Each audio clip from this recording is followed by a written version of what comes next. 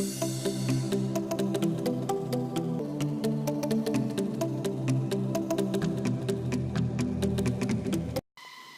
bon chawin ni khopa masangin YouTube video khen sem ten setting sum ding dan tu chunga hi WhatsApp chungchang thua trick sagi ta bangin ana kholim kit dingute ama sa pena dingin min group ma na hin editing na dei lawa aile hi chi setting se namang chan WhatsApp ma lunin lang achunga 3 dot cha ho lunin lang aban teng le anoi pena settings me en lang aban teng le account a lunin lang account ana lu zo pha teng le achung pena privacy hun lut kinin lang se privacy ana lu zo pha teng le groups anoi lang pen athum chan na groups aja khun khabe me en lang le chon option thum maintain everyone ahin my contacts nobody ichi a hina dei dia na koi the hin everyone na koi le meo sin nen het te ai le min pe het lowa hin et ding ka dei point na tel nobody a koin lang abatel le dona khum en lang ai lo ayong le my contacts khuna me ana contact nga mi hon na hin et the o hin a hin koi man et ding na het lo min na et ding na dei lo wale nobody ana koya don na me ale koi man na et abanin ani channa settings ana lut pai hoitin groups dunga message to pi namu a naki koi lut nom le hichilai groups lut nin lang aban tela message chu hold in lang hichi message chu me dan in lang chom khat ga me le chon achung langa a si star le mintin chu me le chon shape mintin chuna ve na check nom pha teng la ning langa 3 dot chu me kin in lang aban teng le anoi pen chung je ma start message ko lut le chon cha khu mintin hichi message na ki shape pen chu data na off zo pha teng le nangin notebook na ki ji tho the ham na ki not do na thei khana ola data na off zo pha teng le na ki ji do the ta chong he tampi jong le hello lai ho in a zui abanin athum channa adingin image document a send dan ana ve ki roite WhatsApp du nin lang zo pha teng le koina send nom ham na contact a chun hold in lang aban teng le hlaya na lut pha teng la khun documents a lut kin in lang camera ko ma documents a lut in lang isi documents folder song ana lut pha teng le hoilai pe na he na lim sen nom chu umam ti chu ana ki hold in lang elo ayong le ration ko ma khu ration ko me le chun achung pe na khu image omen hi che image a na lut na hele folder tampi hum pot do entin hi che folder a chu hoilai pe na na lim mam ti chu na ki hold in lang aban teng le hi chi lim chu na mu teng le me dan le chun sen omentin hi chi sen na chun na thot gut pa chu thot le chun hi chi image chu a quality manglo hela photo frame a ki sim the ham elo le lim ki shop ai phal le quality loose lowa hi chi documents ai lim in abanin ali channa adingin khatna ve ki loitin WhatsApp home screen ilut phateng le khon groups ahin contact ahin dim set omji no pha omen hi chi igi chana inbox alui ho he na delete nom lowa na velvet nom ki na hele hi cha hu direct delete lowa ho na tha vet kit theina dingin mark bolin lang na dei lo group so hia inbox so chat ho hia e che 3 dots ko ma kho arrow ki kai su umin hi chu archive hin chu me in lang ele chun joyo si kho on om taloding e home screen hi tem khanung om dom ding hin en chu message so chu khunung le na velvet nom ki na le search 3 dots ko ma search ko me in lang aban teng le koya ham na loi pa ham na loi nu ham na wol ho khana chu amin chu ji in lang hele chun archive ana koi chu hung do entin e chi na hol do pa chu ame dan le chun alala dunga un archive chart ki timin chu me le chun aluya banga chu message so chu na vel sim theya anoi langa na vel sim theya aban teng le e chi chu ki delete lo aluya banga message lui ho chu na mu ki the hin hi che bang jon groups a hi in hi chong chu na dei archive ana koi pen chu me dan kin lang an archive bolen lang aban teng le hi chilang home screen langa tha ol chu na mu de chong hi topi hi in aji chu WhatsApp home screen adim ji a chu hi chi inaman chawa ina bolding wen kan tembe abanin anga chan adingin voice message record bowling dan in the circuit again voice message me usin I bol gam tawin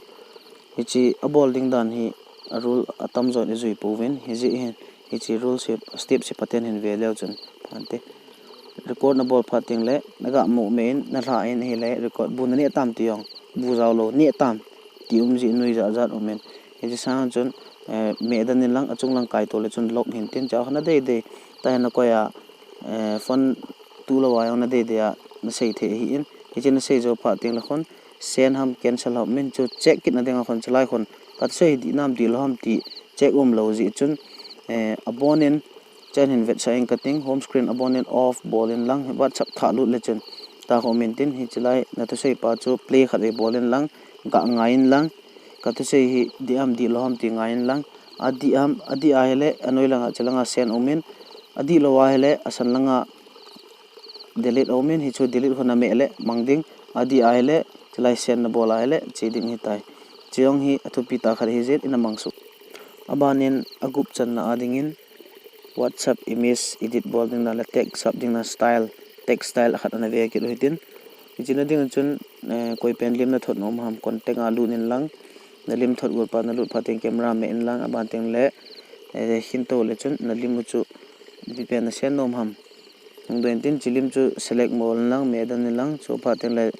min na nom la chunga ti khu text khu me in lang cha na dei pen ni pe ham mele chun cha ta a phone kho alim nan hoi ve na hele lim so na pa h style ki mang hin chu style khel na ding khon aninga color thangin lang matele hin phele chun style ja chom chong po den chin na dei pha teng la tha an lang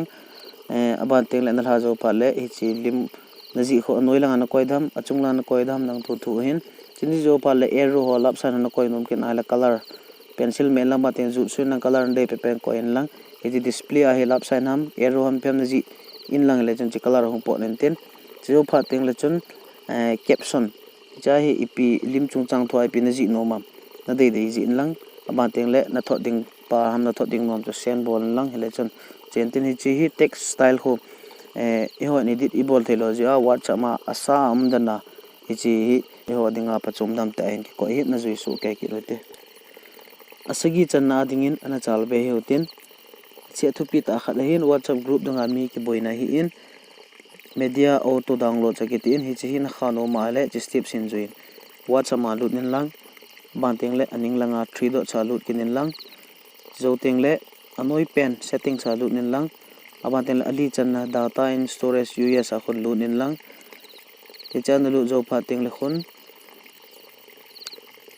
media auto download akitin hi cho violation all media kitin data non phalle media uc ki download wifi chen data in khalwe hi analu roitin hi cho su thip na dinga chon hi chi tik ki bol lo se antik bolin abang khaloi audio se ki bol mai the hi abang khaloi photo se mai the bang khaloi video ti ho I mean hi cho yo se document cho bona la video lim ho na off phating le group sunga hi coin ipilim hin tin la hin tin video hin tho jong le nangin na dei lo le na ki download loading na de ya na ki downloading hi chin hen bol phating le na data ang set maintain mobile storage ang set maintain koi ma te on ki boilo de lung se ten hi chi ana jui so ke ding in ka hin tem ve achaina pena ding in trick khat ka hin hap no min bonus trick hi china ding a chu send button ni sa ding dan se inge ka so message khat pen ham khat ka tai min lang lechan atalang pen ho ve lechan send button om pon achunga bo se a kho he che message bana bo send button mai hin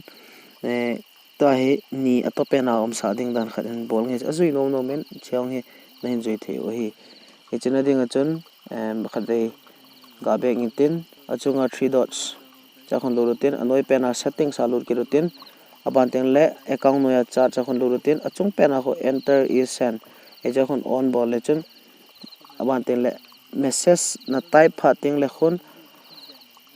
ka ve hiutin na type phating le khon achai na pena ho ve le chan achai na lang ato pen achai na pena hon cha ho send na bol the tai achung langa chengai lo wa kho achai na pena kho send na me ahle hi cha ho send button sim the hi ti cho koi ta bang amang chano ma hele shortcut hi in chong hi na hin man cha wa hi je trick hi rule na hin zui ding wen ka hin tem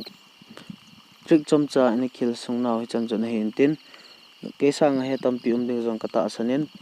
jong le hello ho in long sit in hi chi settings kain bol ho chu apply na bol so ke he tin ta ten la hi chi video hi phalu ta hin ki sim hi je in long sit ten ave zo se in like nei bol pe lang share nei bol pe lang ta teng la subscribe nei na bol pe te te ai chu hi chi channel a hi emi video la hi in short film hi in hi chi tag lang hi in ki bol jing ding hi in lu se te in subscribe nei na bol pe te te ding win ko hu ta we ave zo si chunga ki pa thu kan se